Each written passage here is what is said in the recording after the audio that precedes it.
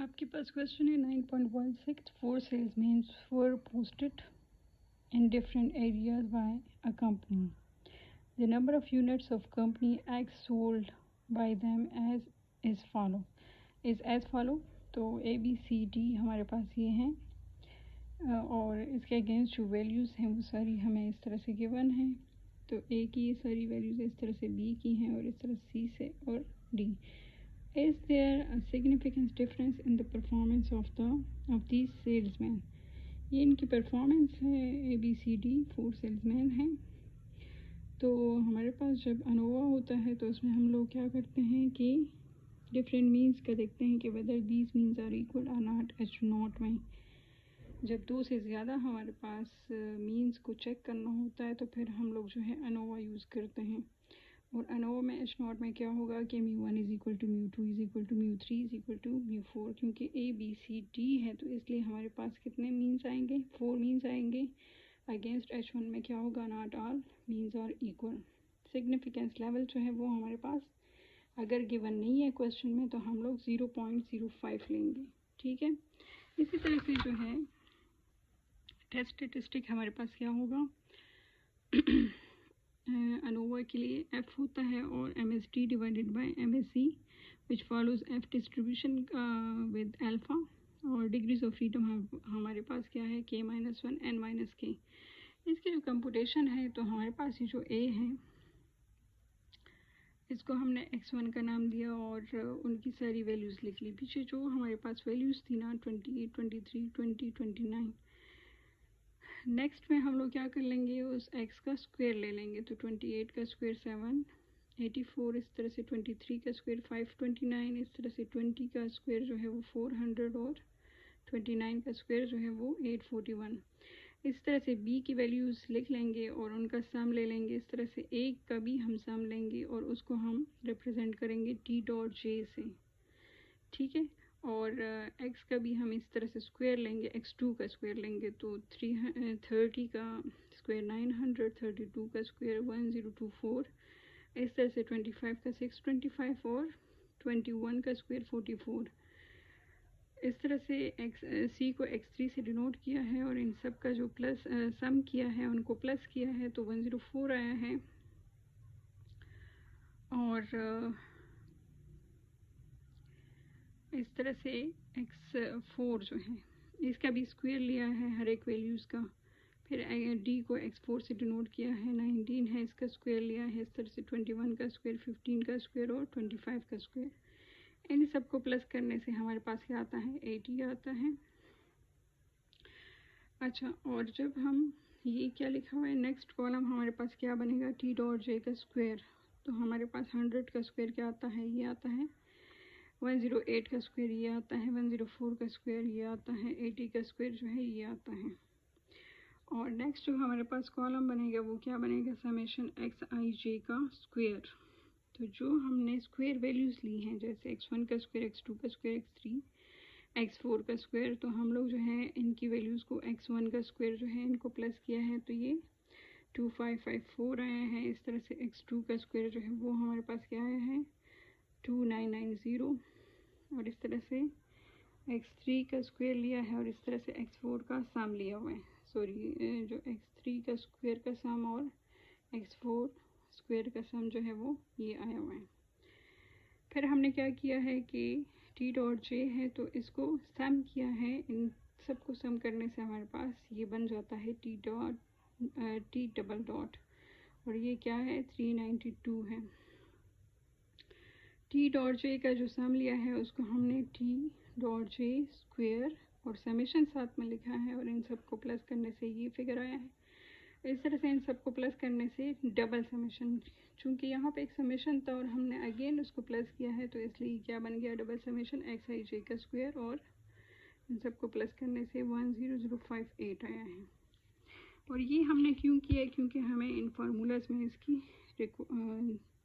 ज़रूरत है, क्योंकि करेक्शन फैक्टर का फार्मूला है t डबल डॉट का स्क्वायर डिवाइडेड बाय n।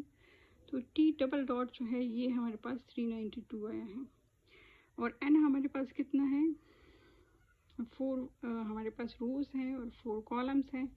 तो 4 4 से 16 इसलिए डिवाइडेड बाय टोटल हमारे पास 16 आएगा। इस तरह से टोटल सम ऑफ स्क्वायर का फॉर्मूला क्या है, डबल समेशन एक्स आई जे का स्क्वायर माइनस करेक्शन फैक्टर। तो ये हमारे पास डबल समेशन एक्स आई जे ये 10058 है वो आएगा, और माइनस करेक्शन फैक्टर इससे जो आंसर आया है वो हम माइनस कर लेंगे तो 454 आ जाएगा। इस तरह से टी आर एस एस हमारे पास जो है वो क्या है, समेशन टी डॉट जे का स्क्वायर डिवाइडेड बाय जितने हमारे पास रोज हैं वो हो जाएंगी माइनस करेक्शन फैक्टर। तो 388 ये हमारे पास यहाँ से टी डॉट जे का स्क्वायर, उससे आंसर आया है 3880 और डिवाइडेड बाय 4, ये 4 वैल्यूज़ का सम है ना, तो डिवाइडेड बाय 4 आ जाएगा। और माइनस करेक्शन फैक्टर का जो आंसर है वो हमने लिखा है और इसको डिवाइड करके फिर माइनस किया है तो 116 आया है। इसी तरह से एरर सम ऑफ स्क्वायर का आंसर जो है वो हमारे पास क्या है, total sum of square minus treatment sum of square is equal to क्या आता है, तो इन दोनों को माइनस करने से हमारे पास 338 आता है। नेक्स्ट हमारे पास जो है वो अनोवा का टेबल है। तो अनोवा के टेबल हम कैसे बनाते हैं कि फर्स्ट में हमारे पास आता है सोर्स ऑफ वेरिएशन, नेक्स्ट हमारे पास आता है बिटवीन ग्रुप्स, फिर विद इन ग्रुप्स और टोटल आता है, डिग्रीज ऑफ फ्रीडम आता है। तो बिटवीन ग्रुप्स के लिए जो है 4 हमारे पास टोटल थे सैम्पल्स, तो 4 - 1 से क्या आता है, यानी कि ABCD 4 थे तो 4 - 1 से 3 आता है। इस तरह से within sum of square का जो हमारे पास है फॉर्मूला वो क्या है, उसके लिए हमारे पास क्या आता है,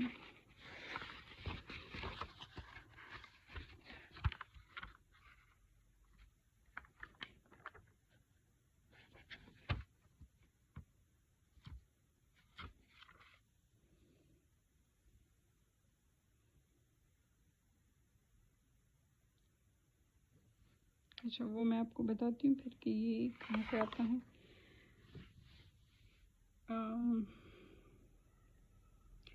16 - 4 से हमारे पास जो है टोटल हमारे पास 16 है, टोटल जो है वो हमारे पास 16 है, तो 16 - 1 से आता है 15, यानी कि टोटल डिग्रीज ऑफ फ्रीडम ये होंगे, तो 15 - 3 से आता है 12।